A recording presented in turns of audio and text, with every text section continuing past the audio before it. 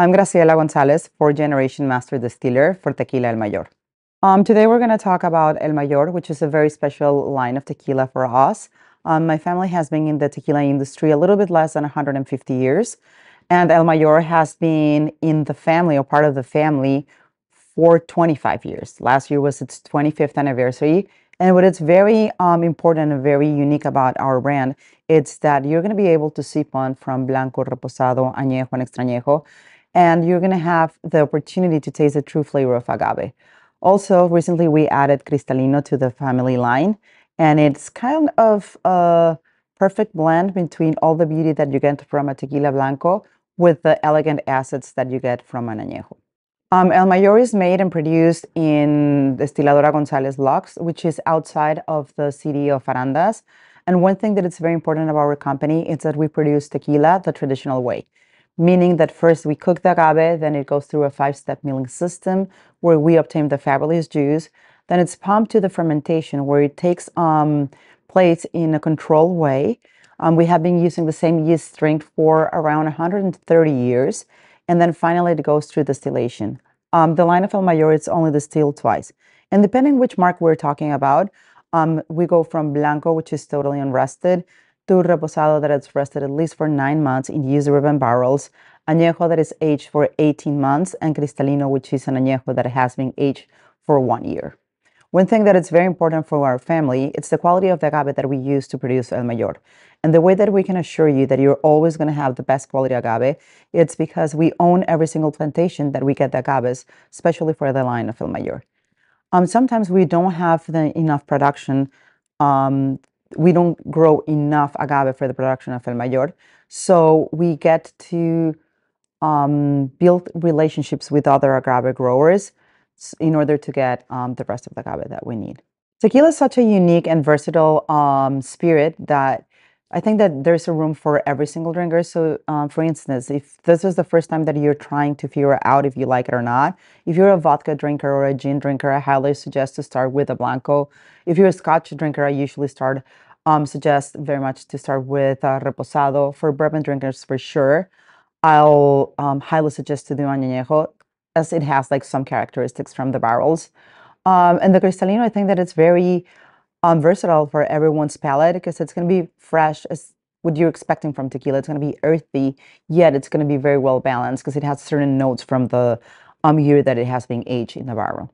Well, one thing that it's very interesting about tequila, not a lot of people talk about it, it's that we can do the same thing as we do with wine. I love pairing tequila with food, and I also love making cocktails with tequila.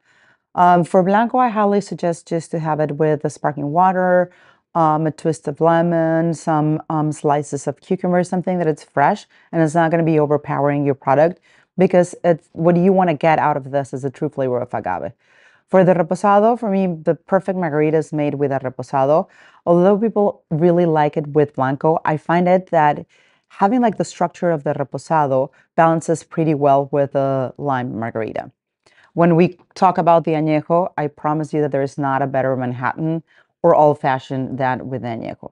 Cristalino, it can be so versatile that you can change the spirit of your choice and make any cocktail. Like, for instance, there's nothing better than a Bloody Maria with the Cristalino. Right now, we have quite a big opportunity with tequila in Europe. I think that people are very interested, not only in the products that are already in the market, but in the process that it's behind. I think that the consumer in general is a little bit more concerned of what they're drinking, the amount that they're drinking. They're very concerned with their health, and I think that this is a great fit for tequila. Ingredients with tequila is only agave and water, so it's as natural as it gets. And I think that the consumers are way more aware of what they want to drink and how they want to drink it, so that it's a huge opportunity for tequila in the European market, especially in the mixology scene.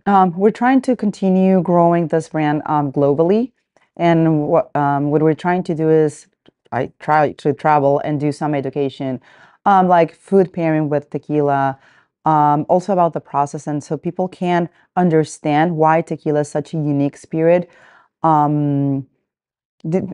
Really educating the customers on the production side. There have been quite a few cocktail bars in Mexico which are making top 10 lists. So it seems like Mexico is the place to go at the moment.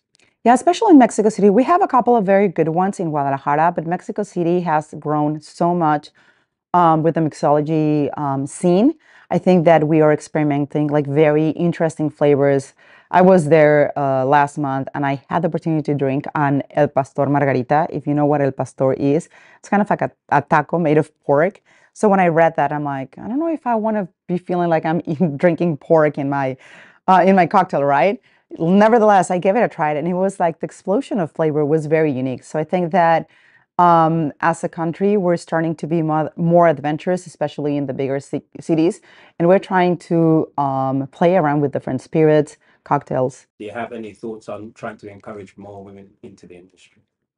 Yes, I think that I got asked what was the reason that I decided to become a master distiller, and I think that I inherit that passion, but now I think that it's part of my responsibility as a first woman master distiller in my family, that all the girls in my family, and not in my family, everywhere in my country especially, they grow up and they see this as something that they can do. I always like to say that we have the same opportunities as anyone. So I think that it's very important for my company, for my family, to set an example of including everyone. So yeah, I think that that's the reason why I would never quit my job. It's just, it's nice to show the girls that they can do whatever they feel like.